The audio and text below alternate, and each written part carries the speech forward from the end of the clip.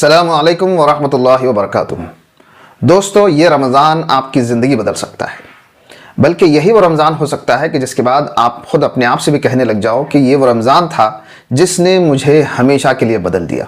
अब मैं वो इंसान नहीं रहा जो पहले हुआ करता था। दोस्तों, सिर्फ 5 मिनट के लिए इस वीडियो को देखिएगा और अगर आपको काम का लगे तो इसका पूरा सीरीज़ इंशाअल्लाह आपके खिदमत में हाजिर होगा।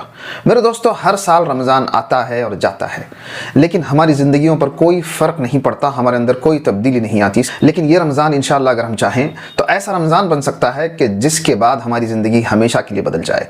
सवाल यह है कि क्या ऐसा मुमकिन है?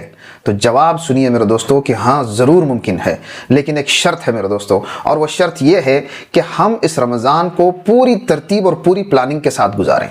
हम इस रमज़ान में पूरी तैयारी के साथ दाखिल हों, बग़ैर तैयारी और बग़ैर मनसूबाबंदी के दाखिल ना हों।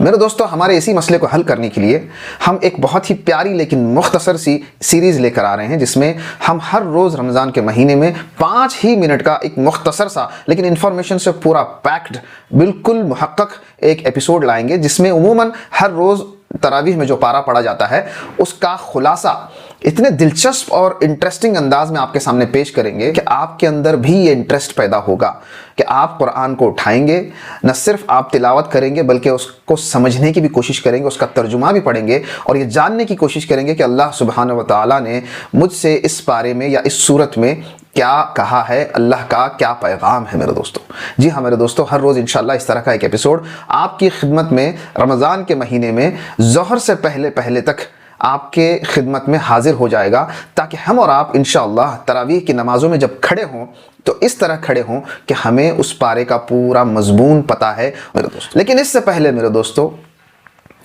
हम रमज़ान के मुतालिक कुछ बुनियादी बातें आपकी खिदमत में रखना चाह रहे हैं। बहुत ही बुनियादी और बेसिक लेकिन बहुत ही अहम बातें, बल्कि 4 अहम सवालात हैं रमज़ान के मुतालिक जिन्हें हमें और आपको समझना चाहिए, और अगर हमने इन सवालात का जवाब समझ लिया तो हमें पूरा का पूरा रमज़ान का मकसद, उसकी इनकलाबियत और उसकी जामियत और उसकी फजीलत समझ में आएगी। वो 4 सवालात क्या हैं? सबसे पहला सवाल मेरे दोस्तों, आखिर रमज़ान इतना स्पेशल क्यों है? Why is Ramzan so special? यानी रमज़ान की फजीलत की वजह क्या है? दूसरा, रमज़ान का मकसद क्या है, यानी अल्लाह सुब्हानहू व तआला हमसे इस महीने में क्या चाहते हैं? और तीसरा सवाल मेरे दोस्तों ये कि इसके बिलमुकाबिल हम लोग रमज़ान में करते क्या हैं, यानी अल्लाह ताला क्या चाहते हैं कि हम करें। और तीसरा सवाल ये कि हम इसके बिलमुकाबिल क्या करते हैं। और चौथा और सबसे अहम सवाल जिसका जवाब आप और हम सब जानना चाहते हैं कि हम इस रमज़ान को बेहतर कैसे बनाएं और इसकी प्लानिंग कैसे करें। इंशाअल्लाह इन चारों सवालात का जवाब अगले एपिसोड में आपके खिदमत में बहुत ही मुख्तसर अंदाज में पेश करने की कोशिश होगी। 5 से 6 मिनट का हमारा इंशाअल्लाह हर एपिसोड होगा।